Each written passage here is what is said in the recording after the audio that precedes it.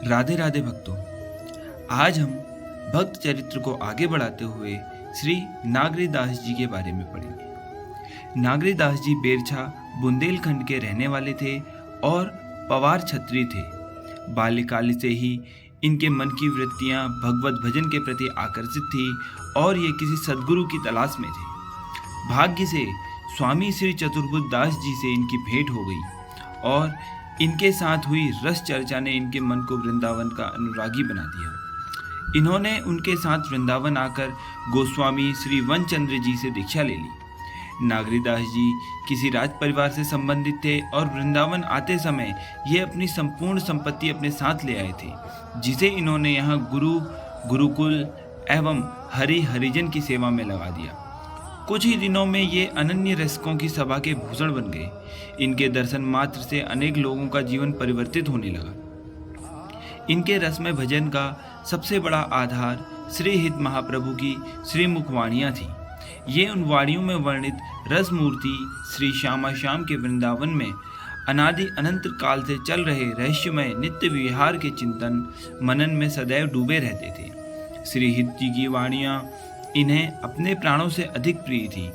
इन्होंने इन वाणियों की प्रशंसा में सैकड़ों दोहे और पद कहे हैं। ये श्री हित जी महाराज की वाणी का कोई एक पद उठा लेते थे और 24 घंटे उसी में निर्मग्न रहते थे। इन वाणियों में वर्णित ललित लीलाओं के अतिरिक्त इन्हें अन्य कोई लीलाओं को सुनना अच्छा नहीं लगता था।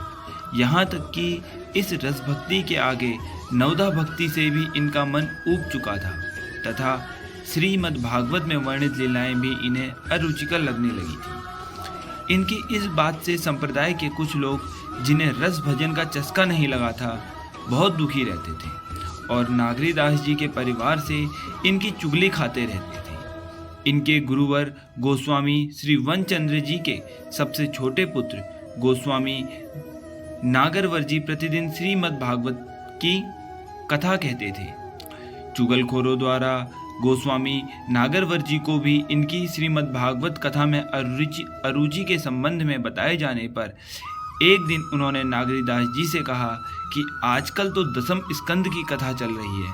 अन्य कथाओं को चाहे आप ना भी सुने, लेकिन इस स्कंद की कथाएं तो आपको सुननी ही चाहिए। नागरीदास जी इसे गुरु आज्ञा की तरह मानकर दूसरे दिन कथा सुनने पहुंच गए। उस समय धेनुक वध का प्रसंग चल रहा था, जिसे सुनते ही नागरीदास जी का मन अतिशय व्यथित हो उठा और ये उठकर अपने घर की ओर चल दिए। इस प्रकार कथा के बीच में ही अनमने होकर इन्हें जाते देखकर गोस्वामी नागरवर जी को बड़ा आश्चर्य हुआ। उन्होंने इन्हें रोककर अनुरोध पूछा कि आप अचानक कैसे चल दिए? क्या आपने या क्या किसी ने आपको कोई कष्ट दिया है? इनके उत्तर ना देने तथा मौन खड़े रहने पर गुसाई ने इन्हें अनेक सौगंध देते हुए इसका कारण जानना चाहा। तब ये सभी के सामने बोले कि जब आप धेनुक वध की कथा कह रहे थे, उस समय मैं श्री हित प्रभु जी की श्री हित चतुरासी जी के 7वें पद आजु निकुंज मंजू में खेलत नवल किशोर नवीन किशोरी की भावना कर रहा था। भक्तों, जो रसिक अनन्य भक्त होते हैं वे 24 घंटे प्रभु की लीलाओं में मग्न रहते हैं और उसी प्रकार श्री नागरीदास जी भी उस समय श्री हित 84 के 7वें पद आज निकुंज मंजू में खेलत नवल किशोर नवीन किशोरी की भावना में डूबे हुए थे। उस पद में रस सागर श्री श्याम सुंदर रूप सौंदर्य की सीमा मानवती श्री राधा की थोड़ी को सहलाकर उनको मना रहे थे। उसी समय मेरे कान में आपके ये शब्द पड़े कि श्री श्याम सुंदर ने गधे के रूप वाले धेनुकासुर के दोनों पिछले पैर पकड़कर उसे दे मारा। यह सुनकर मेरा रोम रोम जैसे जलने लगा। मेरे मन में बार बार आने लगा कि 84 जी में वर्णित रसिक शेखर श्री श्याम सुंदर के नवनीत से कोमल हाथ, जिसमें सिर प्रिया जी महाराज का रूप रस सार चारु चिबुक शोभायमान है, उसमें भला गधे के पैर कैसे शोभा दे सकते हैं? चिबुक सुचारि प्रलोय प्रबोधत तिनकर गदहनित पग क्यों सोहत। गोस्वामी नागरवर्जी ने नागरीदास जी के हृदय के रसमय भाव को जानकर एवं इनकी रस भजन से प्राप्त परम स्थिति को समझकर इन्हें अपने हृदय से लगा लिया और फिर इनसे श्रीमद् भागवत कथा सुनने का अनुरोध नहीं किया। साथ ही इनकी निंदा करने वालों पर कुपित होते हुए उन्हें अनेक प्रकार से समझाने की चेष्टा भी की। इस घटना से नागरीदास जी के हृदय में अत्यधिक ठेस पहुंची। इन्होंने अपनी उस वेदना को एक दोहे में व्यक्त करते हुए कहा है कि जिनके बल पर मैं श्रीहित धर्म के पथ पर बेधड़क रूप से चलने का साहस कर रहा था, वे शत्रुओं जैसा व्यवहार करने लगे। ऐसा लगता है कि तरकस के तीर जो शत्रुओं का वध करने के लिए उपयोग में लाए जाते हैं, वे सांप बनकर स्वयं को ही खाने लगे हैं। जिनके बल निर्धक होते तेई बेरी भय बान, तरकस के सर सांप हुए फिर लागे खान। कुछ हित धर्मियों की ईर्ष्या से भरी भावना से बाध्य होकर नागरीदास जी वृंदावन छोड़कर किसी दूसरी जगह जाकर रहने का विचार करने लगे। तभी इन्हें श्री हित 84 के एक पद की यह पंक्ति, ये दो खोरी खिरक गिरी गहवर विहरत कुंवर कंठ भुज मेली, याद आ गई और इन्होंने निश्चय किया कि जहाँ पर श्री प्रिया प्रीतम विहार करते हैं वहीं तो वृंदावन है। इस आधार पर ये बरसाने चले गए और गहवर वन की पहाड़ी पर एक कुटी बनाकर रहने लगे, जो कि आजकल मोर कुटी के नाम से प्रसिद्ध है। एक दिन आधी रात के समय इन्होंने वहां पर आश्चर्यमय दृश्य देखा कि गहवर वन में मृदंग आदि बाजे बज रहे हैं, नूपुर और किंकणी की मधुर ध्वनि सुनाई पड़ रही है। वहां के वृक्षों के ऊपर दमकते दीपकों ने संपूर्ण वन को प्रकाशित किया हुआ है। सखियों के समूह चारों ओर बिजली की तरह चमक रहे हैं तथा इनके मध्य में रसिक युगल अपनी नृत्य कला से सभी को चमत्कृत कर रहे हैं। इस छवि को देखकर नागरीदास जी को मूर्छा आ गई। उसी समय श्री प्रिया जी ने अपने चरण सांस्पर्श इन्हें चैतन्य करते हुए इनसे कहा कि हम गहवर वन में नित्य ही विहार करने के लिए आते हैं। आज हमने सखियों के साथ तुम्हें दर्शन दिए हैं।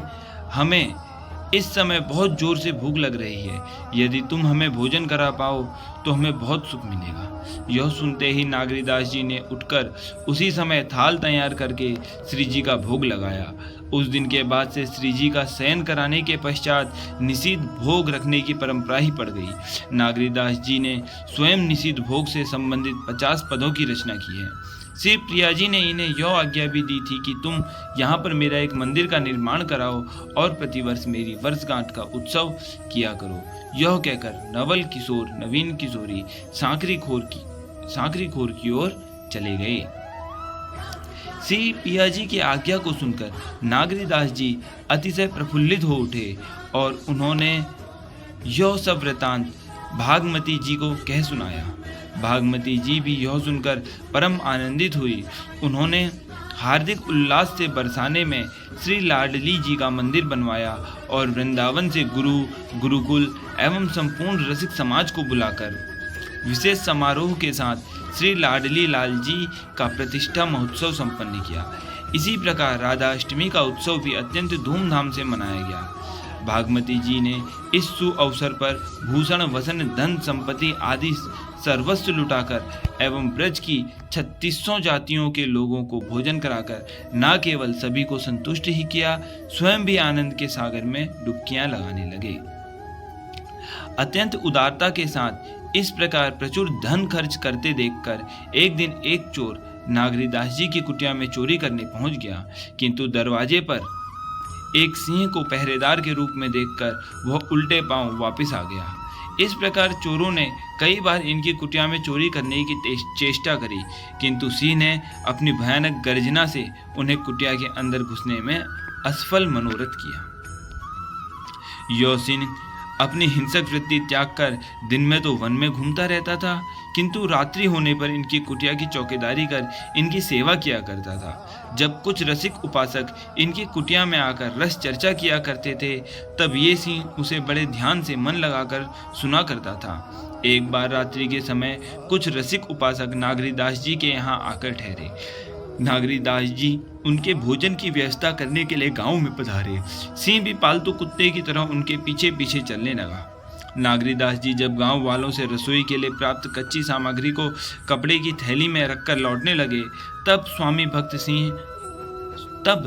भक्त उस सिंह के लिए यह बात असह्य हो उठी और वह सामग्री को स्वयं ले चलने के लिए इनके आगे आड़ा खड़ा हो गया। नागरीदास जी ने सिंह की इस साधु सेवा पर रिश्ते हुए वह थैली सिंह की पीठ पर रख दी। अब वह सिंह इनके साथ साथ चलते हुए इन्हें कुटिया पर ले आया। कुटिया पर पहुंचकर इन्होंने शयन भोग तैयार करके श्री जी का भोग लगाया और आगंतुक रसिक महानुभावों को प्रसाद पवाकर उनका समुचित सत्कार किया। नागरीदास जी ने 1000 के लगभग दोहे और 400 के लगभग पदों की रचना की है, जिसमें इन्होंने श्री हित महाराज द्वारा प्रकट की गई रस भक्ति के प्रेम रस सिद्धांत की अद्भुत व्याख्या की है। हरिवंश नाम एवं उनकी वाणी के प्रति इनकी निष्ठा श्री सेवक जी के समान अत्यंत अनूठी थी। रसकों की अनन्यता को अति दुर्लभ बताते हुए ये अपने हृदय में श्री हित धर्मियों के प्रति विशेष श्रद्धा एवं सम्मान का भाव रखते थे। संप्रदाय में इनकी वाणी का बहुत अधिक सम्मान है।